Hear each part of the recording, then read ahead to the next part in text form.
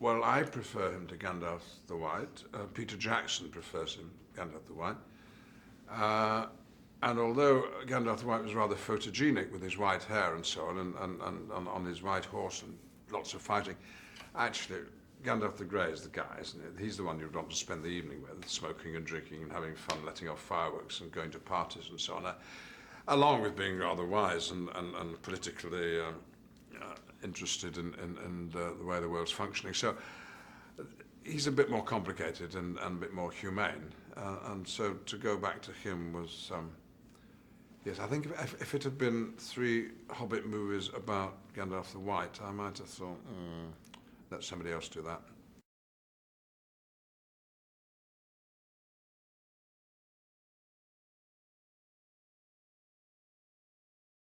He's very calm. I've never heard Peter raise his voice or in anger or even frustration. And he must at times feel anger and frustration. How wouldn't you when you're organising such a huge, responsible job as 3 movies of this scale? But he's very temperate and quiet and always approachable, at least for as far as the actor's concerned. You just go into his little tent and have a word and explain what's troubling you, and you talk it through. So there's no sense of the big boss or the guru or the genius or the controller, although he's a bit of all those things.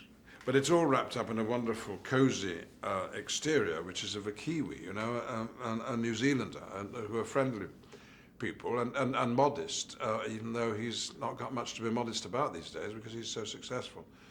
But I like it that along with this easy style that he's got, he is also very clear about what he wants, and that's not true of all directors. Some directors are experimenting and whilst the camera is turning and don't perhaps quite know how the performance is going to turn out until they start editing it. But Peter knows what he wants, usually knows how to get it, and when he's got it in the camera, he says, "Thank you, we've got it." And the actor can absolutely trust him that he has, and so there's no worry when you're around Peter. You know it's going to be all right.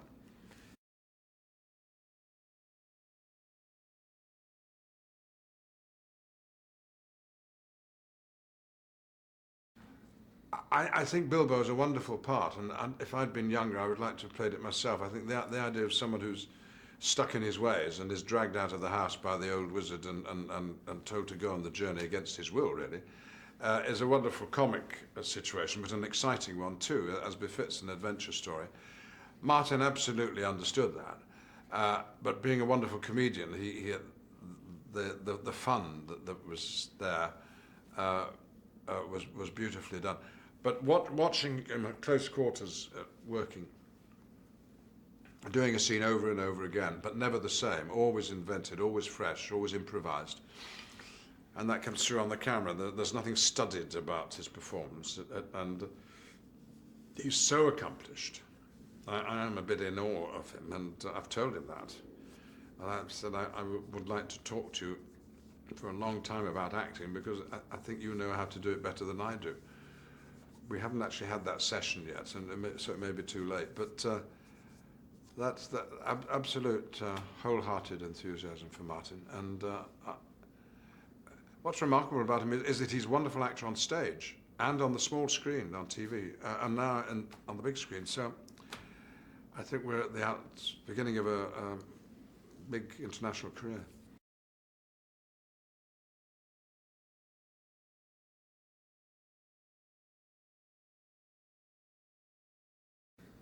Well, when Peter Jackson is filming one of his big epics, he is employing more people than anybody else in New Zealand. It's a big part of the economy. You know, the government has to pay attention to what's going on. Everybody in Wellington knows that the films are happening, and at their premiere last week, that the whole city stopped and turned out to celebrate. So it but this isn't misplaced, this enthusiasm, because actually what they've got in the middle of this very small town of Wellington, a filmmaking centre which rivals any in the world, and the expertise available to filmmakers there, from people who make swords and costumes to detailed scenery, to the technology and all these, the CGI computer stuff that I don't quite understand. It's all available there because these are Kiwis, and Kiwis can do anything. The door is squeaking, I can fix that. The tap is dripping, I can fix that. You need a new car, let me get you one. You want a wall built, I can build you a wall. Kiwis can do anything. They're used to that. They're pioneer people, really. And that spirit is still there, and I think explains a lot about Peter Jackson and the people who work with him.